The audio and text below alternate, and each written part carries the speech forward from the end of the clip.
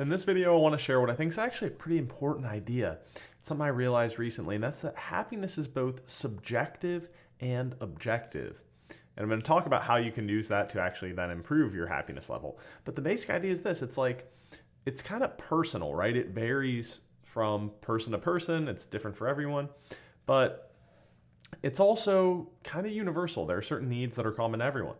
And, I realized this because I was thinking about the other day, what would be my perfect day? And I was like, well, I'd probably get up and read for a couple hours, nonfiction, psychology articles or Zen books.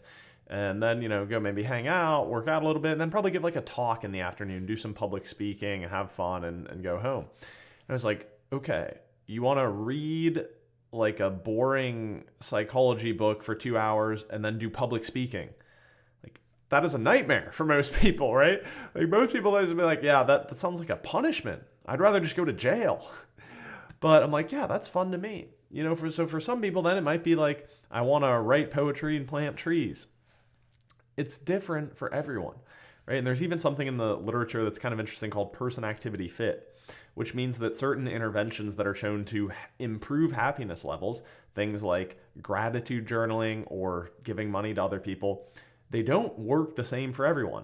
It might be for some people, it makes them 30% happier. And for some people, it makes them 0% happier. And then if you take the average of those, you say, well, on average, it makes people 15% happier. But it really is about the fit between the person and the activity. And so happiness is very subjective, but important. It's also objective.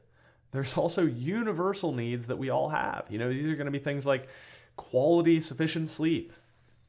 You need exercise. You need good nutrition. You need tools or practices that help keep you in a healthy state of mind. So, cultivating positive emotional tendencies and limiting negative or destructive emotions. You need significance, a purpose, an achievement, and probably most importantly, you need quality relationships. You need social connection. So there are all these different things that we all need. So where does that leave us? Well, it basically says you need to understand both the subjective parts of your happiness and the objective parts of your happiness.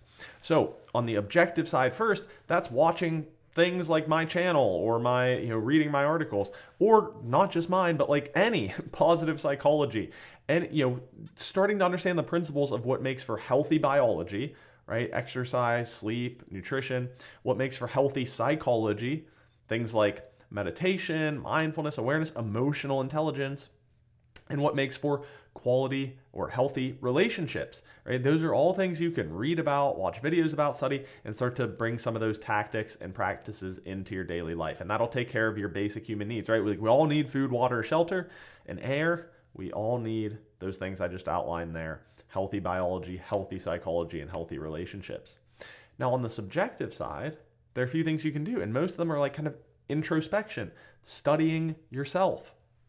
A few of the practices I like to do, a lot of them are all around journaling, but they can even just be about just thinking, right? Investigating. You can think about a question I sometimes ask is, what feels like fun to me, but like work to others? That'll help you hone in on things that are engaging to you and fulfilling, and often that you're very good at. You could think about, if I had 10 years to live and $10 million, how would I spend my time? And of course, you may not be able to do it exactly that way, but that'll give you some hints about what matters. And then you can even do something, I sometimes think of it as finding little happiness islands.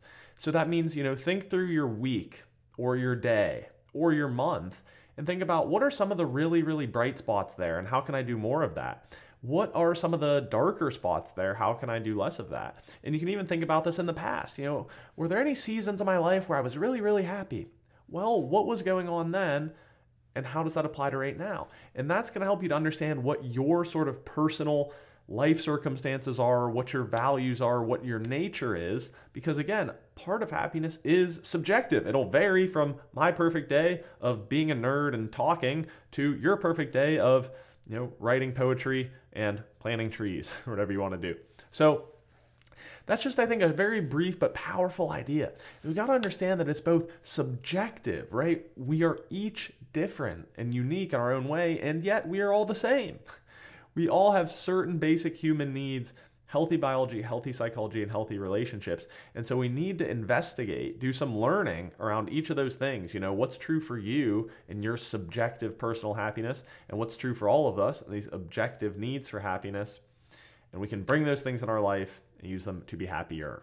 So that's all for now. Here's a video that YouTube suggests you'll like. As always on this channel, I share practical insights from the sciences as well as the arts to help you be happier in work and life. So thank you for watching, and I'll see you next time.